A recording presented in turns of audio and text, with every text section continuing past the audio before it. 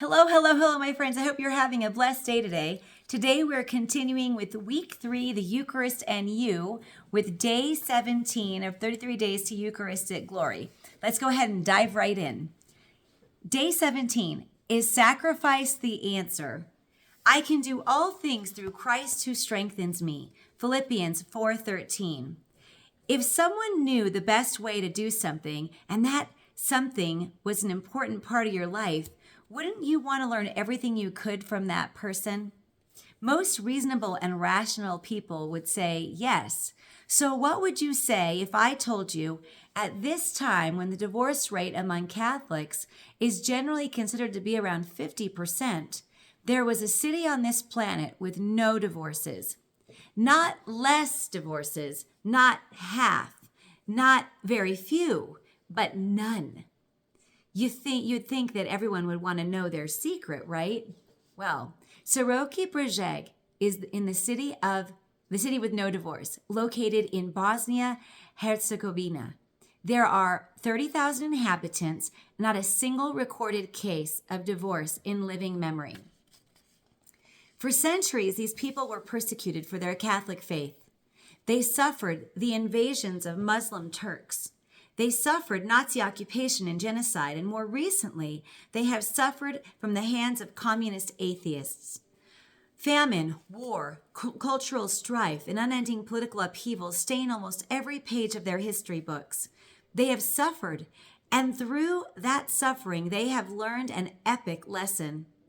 Sacrifice and salvation are inseparably connected. What does all this have to do with marriage and divorce?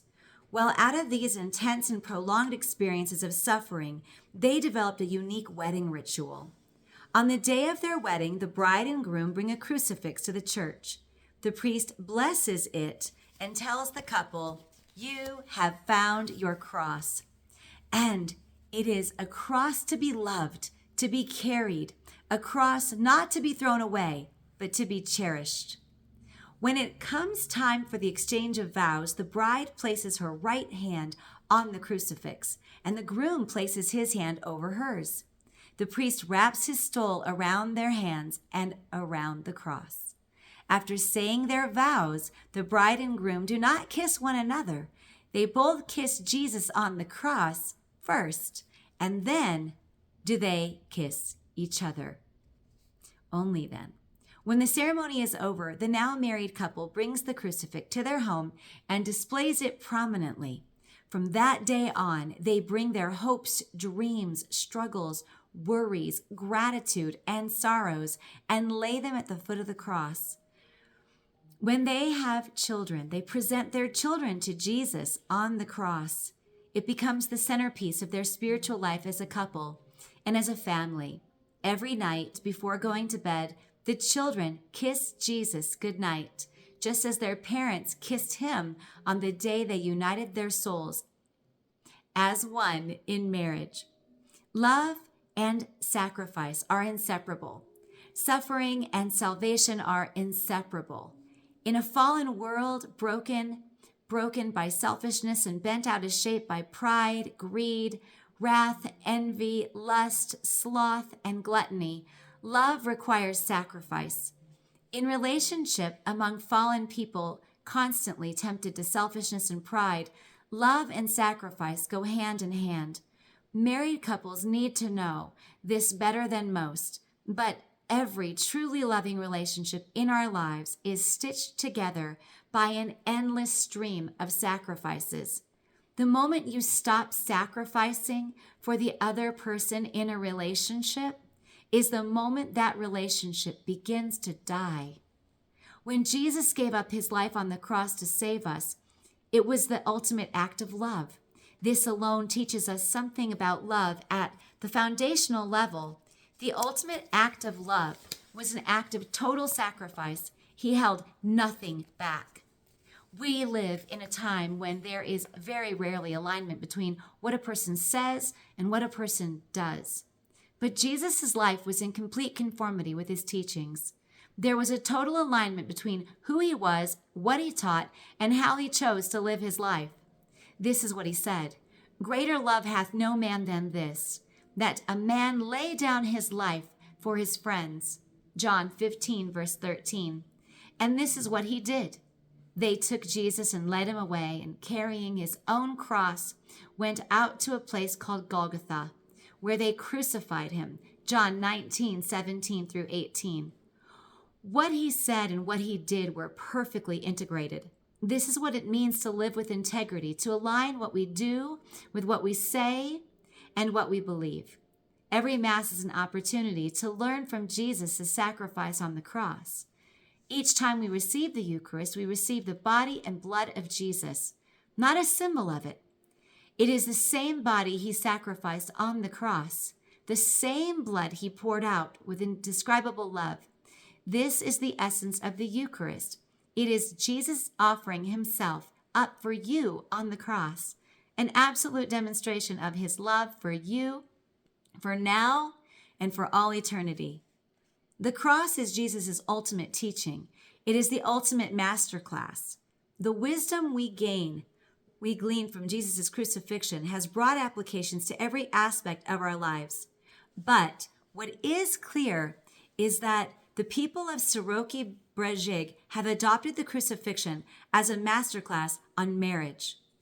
When we receive the Eucharist, which is born from the masterclass of the cross, we are given the grace, courage, wisdom, and fortitude to offer up our own sufferings for those we love, and all in need.